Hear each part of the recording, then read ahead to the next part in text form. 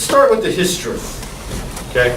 And again, kind of like the food thing, you should be very glad that you are alive today and not 200-300 years ago. Okay? Because your form of recreation would be very different than what we consider to be recreation today. Okay? In fact, it's the exact opposite. And I always think back to my, on my father's side, my ancestors lived in Virginia and they worked in the coal mines. And that is a hard, hard existence, folks. Not only coal mines, but if you worked in industrial factories, or most people worked on farms. It was a hard life. And you probably worked sun up to sundown 6 days a week. And if you're lucky, you get the 7th day off. What do you do on your day off? You relax. You take it easy. Your body is banged up and bruised from excruciating hard labor 6 days a week, 52 weeks a year. And on the 7th day, you literally do want to rest. Okay? Probably go to church, not too strenuous an activity, right? You go, you sit there, not very active, maybe listen to what the preacher has to say. Come home, and then you just want to sit on the front rocking porch with your friends or family, and that's what recreation was a couple hundred years ago. Right?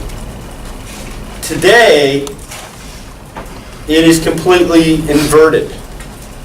Right? Most of you, like right now, this is not considered recreation, this is considered work. Are you sweating and laboring? No, you're sitting in a chair. Yeah, your mind's working, but your body is not. And so a lot of you have jobs, and being a student is a job, but also your other job might be a desk job where you really don't have to do a lot physically, right? And so since that's not very exhilarating, what do you do on your days off?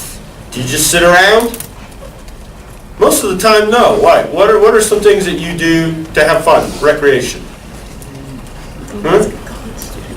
Go to the pool. Go to the pool. Hike. Do a couple laps, maybe. Hike. Hike. That's physical, right? Keep going. Sports. Sports. What do you do? You play Soccer or basketball. Yeah, man, and you sweat hard. I mean, you work hard, you sweat hard, right? Oh, yeah. Did you see how it's the complete opposite? Yeah. Your relatives 203 years ago, and this is funny. I can imagine my relatives up in heaven now looking down on me. And for those of you who don't know me, I'm a runner. I know. I actually do run. And when I run, I can imagine my relatives up in heaven looking down at me and say, "What's he running from? Why is he running?" Because when they were alive, if they ran, something was probably chasing them and wanting to eat them. Right? Nobody ran for fun 200 years ago. You ran because you were either chasing something or something was chasing you. Nobody ran for fun. And so, am I getting to you? You get the concept of how recreation has changed over the course of the past 200 years? Now we crave, not only do we crave physical activity for recreation, but what else? Excitement. We crave excitement. Because our lives, believe it or not, I don't care how wonderful your life is, it's really kind of boring when you compare it to, maybe a couple hundred years ago when life was exciting. Now, when I say exciting, not in a good way. Like, being out in the wilderness and having a bear chase you. Or working in the coal mines, right? And you hear a little bit of rumble over the head. You're worked up, but not in a good way. You're thinking, I could die here any minute. Okay? So, back then, the world was a very dangerous place. And you could be killed at any minute in most of your activities. Now, believe it or not, the world is a relatively safe place. And so for adrenaline, we recreate situations where we want to get adrenaline. Does that make sense?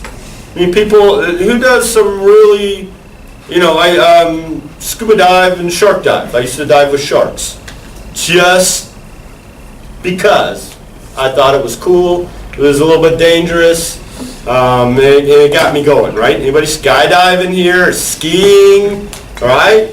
These are all really, these are risky activities. So why do you do them? Why do you do it? It's fun. It's fun. You like a little bit of adrenaline rush, right? Yeah, people engage in dangerous activities because their body, their limbic system craves that adrenaline rush every now and then. So if you're like me, you'll watch someone and they do something really crazy, and I'm like talking really crazy. And you say, why are they doing it? Well, you already know the answer. Their body craves that rush, that adrenaline.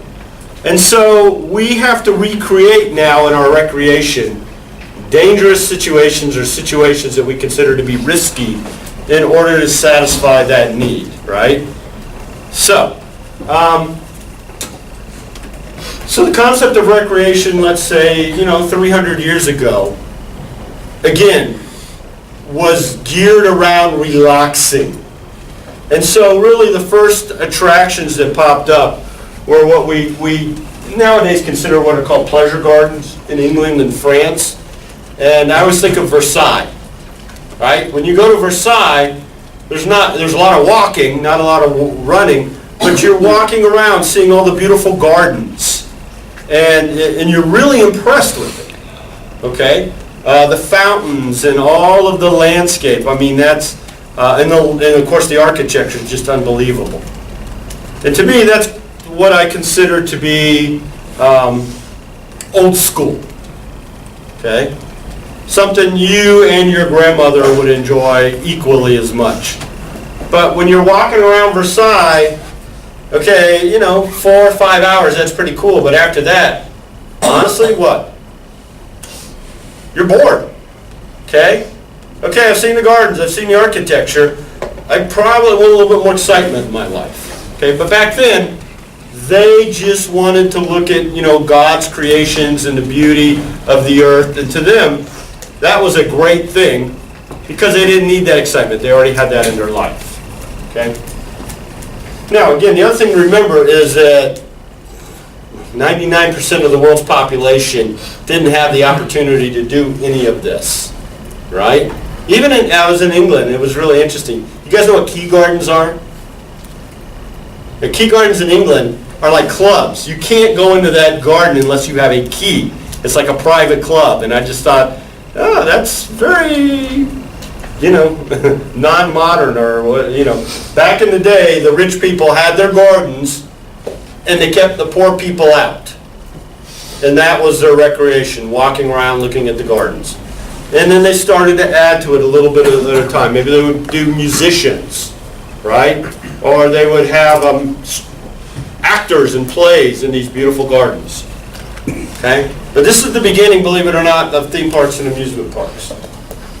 The other thing, who here goes to the state fair? Okay?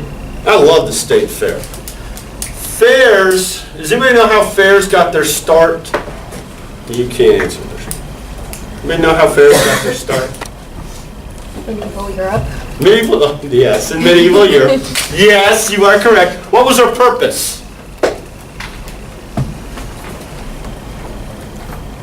The name may help you. They were trade fairs, okay? And for lack of a better term, what's a trade fair? Well, you know what a flea market is? You know what swap meet is? That's kind of what it was. It was an opportunity to bring people together and they would trade. Maybe once a month, maybe, every 6 months. And so the word fair comes from, believe it or not, fair trade. I trade you, you trade me, and we have a fair exchange of items. Okay? Now, I'm not going to go into it too deeply, but we talked about the multiplier effect, right? You guys remember the multiplier effect? You want people to trade in an economy. You want people to make goods and turn around and either sell them or trade them. It makes people happy, and it also improves your economic condition. So back in the day, the government used to get a cut. Anytime there was a transaction, there was a tax on it.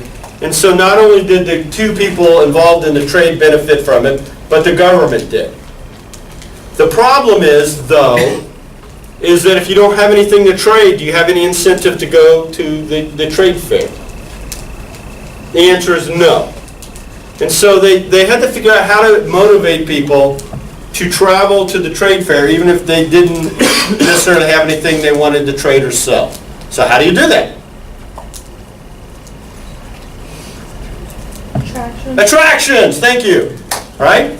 Yeah, I don't know, maybe you have the world's largest cow on display, right? And if you're in farm country and you don't have anything to trade, but you hear the world's largest cow is going to be at the trade fair, what's going to happen? You got to go and see it, right? Oh my God, the world's largest cow. And then you go. And so what happens when you go there? They charge you. And they can charge you. Has anybody ever gone to the supermarket and you say, I'm going to the supermarket because I just need toothpaste? Yeah, you're smiling. What happens when you walk out? You buy a bunch of stuff, right? Because you get there and you say, oh, I need that. Oh, and I need that. And I need that. See, they were smart enough back there to know that even if you don't think you need anything, if they can get you there, then you're going to walk around and say, oh, I need a saddle. Okay, I've got some money, I'll spend it. You see what I'm saying? So fairs, we call the state fair, right, popped up to facilitate economics. And even today, when you go to the state fair, they've got that hall where you can go in and buy things, right? You can go to the candy place in the back, fill the bag for, $1 or whatever. That harkens back to the roots of fairs, okay? So now let's move ahead.